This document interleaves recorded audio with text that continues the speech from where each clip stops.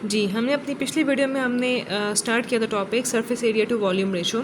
उसमें हमने क्यूब्स की हमने एग्जांपल ली थी।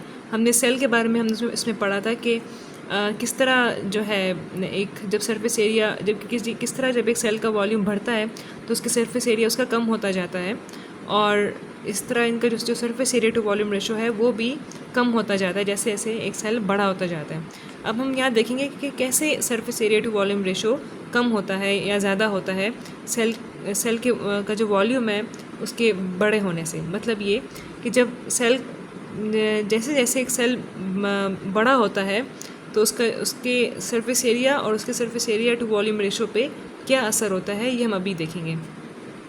अब यहाँ पे दो तरह के क्यूब्स हैं, एक स्मॉलर क्यूब है, एक जो क्यूब है जो छोटा है, और एक क्यूब जो है बड़ा है। एक क्यूब का जो वॉल्यूम है वो कम है, वो 1 सेंटीमीटर क्यूब के बराबर है, और जो बड़ा जो क्यूब है उसका जो वॉल्यूम है वो ज़्यादा है, तो उसको हम 10 सेंटीमीटर क्यूब कहेंगे। ठीक है, अब हम यहाँ पे कंपेयर करेंगे, compare the surface area to volume ratio of the following. ठीक है, अब सबसे पहले हम इसका सरफेस एरिया फाइंड करेंगे।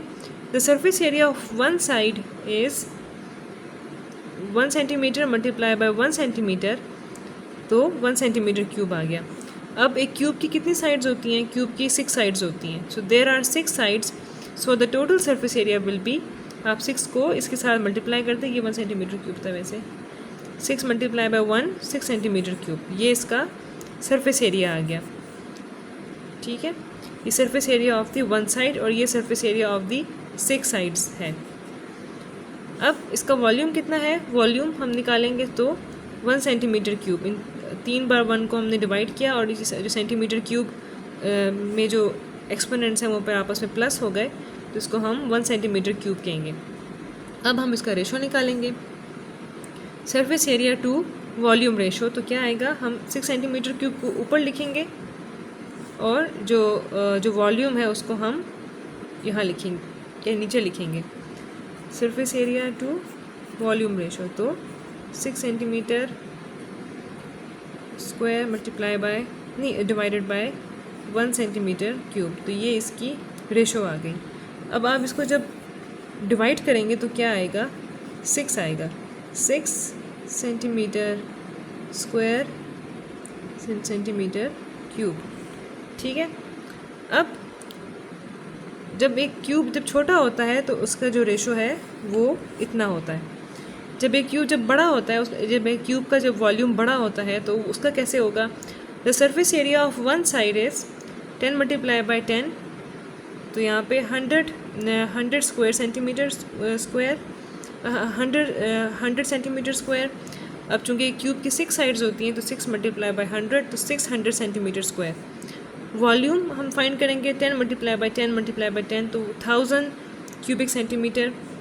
अब इसके हम निकालेंगे सरफेस एरिया, तो इसको हम देखें, सरफेस एरिया टू वॉल्यूम, तो ये कैसे आएगा?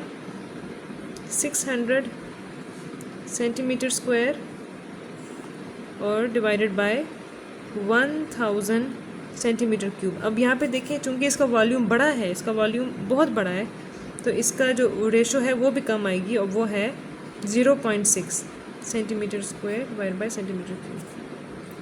अब ये वाला अब 6 ज़ाहिर सी बात है, 6 जो है वो 0.6 से बड़ा होता है, तो यहाँ से हमें पता चल जाता है कि जैसे जैसे एक वॉल्यूम कि जितना एक सेल का या जितना एक सेल का वॉल्यूम छोटा होता है उतना उसका surface area to volume ratio उसका ज़्यादा होता है, और जितना एक जो सेल है उसका साइज़ या उसका वॉल्यूम बड़ा होता है तो उतना ही उसका उसके मुताबिक उसका जो surface area to volume ratio है वो भी कम हो जाता है।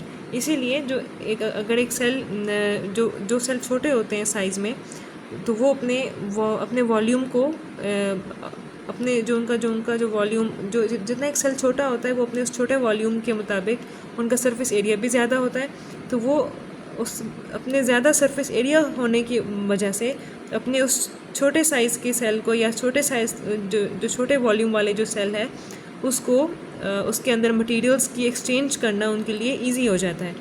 बरअक्स के जब एक सेल बड़ा होता है तो एक बड़े सेल को ज़्यादा जो एक बड़ा सेल होता है उसका ज़्यादा वॉल्यूम होता है, और जब एक सेल का ज़्यादा वॉल्यूम होता है उसको ज़्यादा सरफेस एरिया की उसको ज़रूरत होती है ताकि उसके अंदर मटेरियल्स की एक्सचेंज हो सके, लेकिन उसका जो सरफेस एरिया है वो कम होता है क्योंकि सरफेस एरिया कांस्टेंट होता है।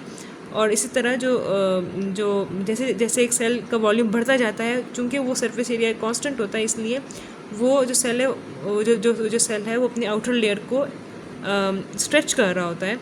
और एक टाइम आता है कि वो सरफेस एरिया इतना कम हो जाता है और सेल इतना बड़ा हो जाता है कि वो जो कम सरफेस एरिया है वो जो सरफेस एरिया है वो इतना कम हो जाता है कि वो अपने उस बड़े सेल को, उस बड़े वॉल्यूम वाले सेल के अंदर मटेरियल्स की एक्सचेंज करना उसके लिए बहुत डिफ़िकल्ट हो जाता है।